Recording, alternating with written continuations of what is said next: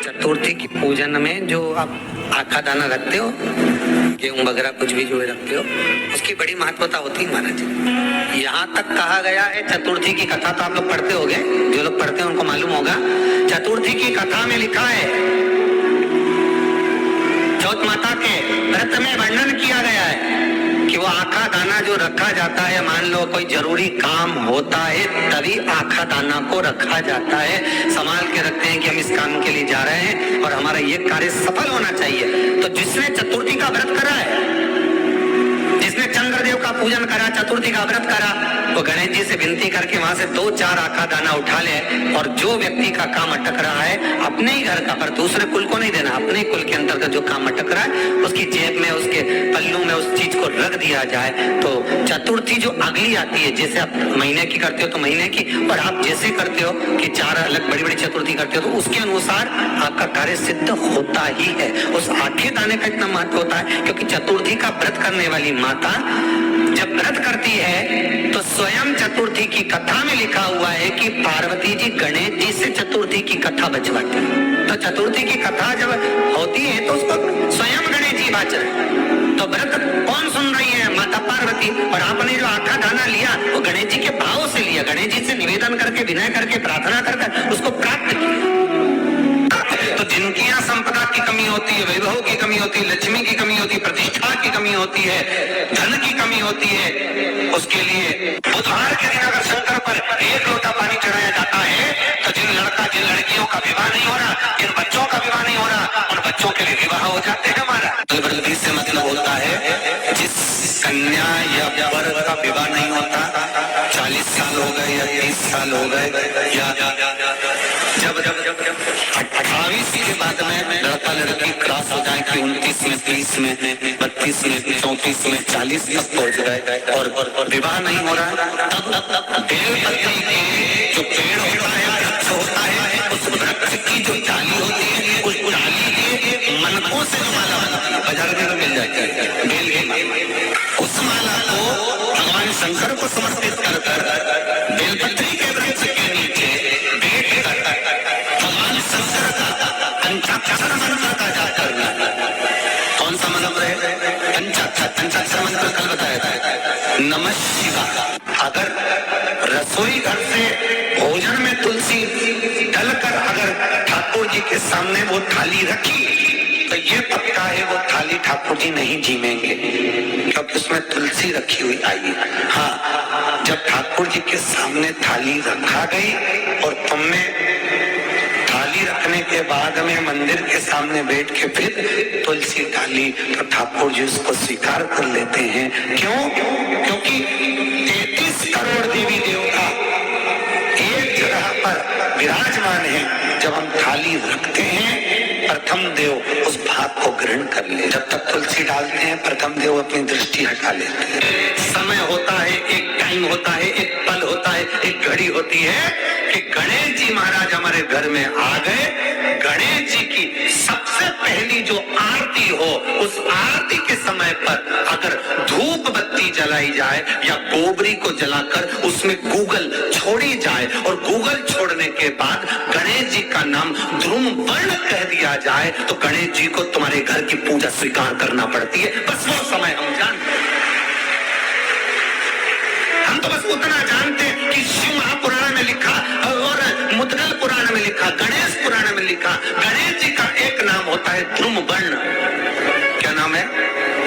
ध्रुम वर्ण गणेश जी का एक नाम होता है। जब हम धूप जलाकर और धूप लगाने के बाद में गणेश जी की सबसे पहली आरती करने के पहले अगर हम सबसे पहली आरती गणेश जी की कर रहे हो, अपने घर में स्थापना कर रहे हो, बिठा रहे हो और तुम चाहते हो कि गणेश जी मेरे घर में आके मेरी पूजा को स्वीकार करें और जो मांगू मेरा गणेश मुझे दे 10 दिन के अंदर, तो पहला नाम लेकर पुकार लेना ध्रुम वर्ण विनायक, बैठो, बस काम हो गया। वो फिर होकर आता। सुंदर जोड़ी थी शंकर और पार्वती की, सही है कि गलत है?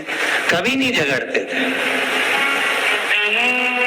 इसलिए पृथ्वी पर ना तो लक्ष्मी जी के व्रत हैं, ना ब्रह्मणी के व्रत है, ना इंद्राणी के व्रत है।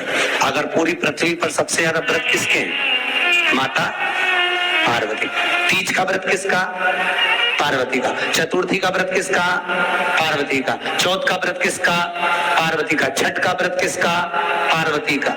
जितने व्रत है सब माता पार्वती। गणेश जी मैया को प्रसन्न करने के लिए अष्ट रूप में धारण करते हैं। 8 रूप भगवान गणेश जी ने धारण किए।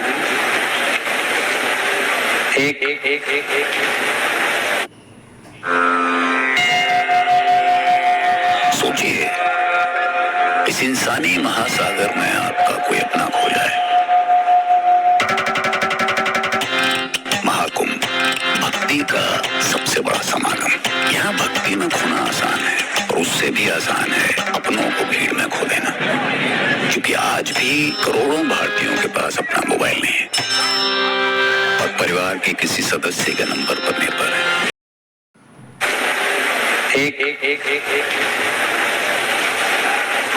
मयूरेश्वर गणेश, दूसरा सिद्धि विनायक, तीसरा बल्लालेश्वर, फिर भरत विनायक, फिर चिंतामणि, फिर गिरजात्मज, फिर भगवान गणेश विघ्नेश्वर अष्ट विनायक, फिर महागणपति। ऐसे गणेश जी के अष्ट नाम हुए। उस समय तिजोरी के अंदर जो गणेश की प्रतिमा रखी जाती है किस नाम से रखी जाती है? तो तिजोरी में हम जो गणेश की प्रतिमा रखते हैं वो वरद विनायक के नाम से रखते हैं। कौन सा गणेश? वरद। वरद विनायक के नाम से तिजोरी में गणेश रखते हैं। और वरद विनायक के नाम से गणेश जी तिजोरी में रखाते हैं। आपको कथा में कहा था, घर में सीधी सूंड का गणेश और व्यापार व्यवसाय ऑफिस में उल्टी सूंड का गणेश होना चाहिए। वरद विनायक को तिजोरी में। जब मकान का गृह प्रवेश होता है तो गणेश जी की पूजन जो दरवाजे पर करी जाती है उसे सिद्धि विनायक गणेश कहते हैं। कौन सा गणेश? सिद्धि विनायक। जब हम घर में शुभ कार्य हो, बंदर बाल लगाएं, कोई दरवाजे पर शुभ लाभ लगाएं या स्वस्तिक बनाएं या माताएं दरवाजे पर रंगोली डाले तो उसी समय पर सिद्धि विनायक के नाम से रंगोली डालना चाहिए। तो घर में लक्ष्मी बढ़ती है, सिद्धता बढ़ती है।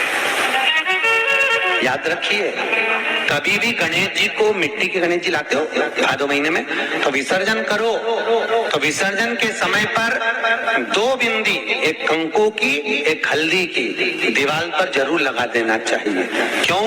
क्योंकि गणेश जी हमारे यहाँ आते हैं तो रिद्धि सिद्धि के साथ आते हैं, पर जब गणेश जी जाते हैं अगर हम बिंदी नहीं लगाते हैं तो गणेश जी अपनी रिद्धि सिद्धि को साथ में लेकर चले जाते हैं। पति के साथ पत्नी वापिस चली जाती है। जब हम बिंदी लगाते हैं तो उसका मतलब होता है कि हमारे घर की बहू हमारे घर में रहे, बेटा भले भ्रमण के लिए जाए। तो गणेश जी जाते हैं, रिद्धि सिद्धि घर में रह जाती है। इसलिए रिद्धि सिद्धि को घर में रखने के लिए 2 बिंदी लगाना चाहिए, एक कुंकू की, एक हल्दी। रिद्धि सिद्धि। गणेश जी की प्रियता है दुर्वा। क्या प्रियता है? दुर्वा। कितनी दुर्वा गणेश जी को समर्पित करी जाती है? मात्र 5। कितनी? आज के जमाने में लोग गट्ठा बनाकर चढ़ा दें, वो अपनी जगह पर 5 दुर्वा पंचम इंद्रियों को वश में करने के लिए और भगवान के 5 जो स्वरूप हैं उनको अपने भीतर उतारने के लिए पंच दुर्वा। और दुर्वा में भी 3 गांठ। जब दुर्वा समर्पित करी जाती है तो उसमें नीचे दुर्वा की डंडी पर गांठ रहती है, 3 छोटी छोटी गांठें होना चाहिए। का जो व्रत करने वाली होती हैं, जो चतुर्थी का पूजन करने वाली होती हैं, उनके भीतर का एक भाव होता है कि जैसे ही शाम का समय आए चंद्रदेव का पूजन करें, चंद्र जब प्रकट हो जाए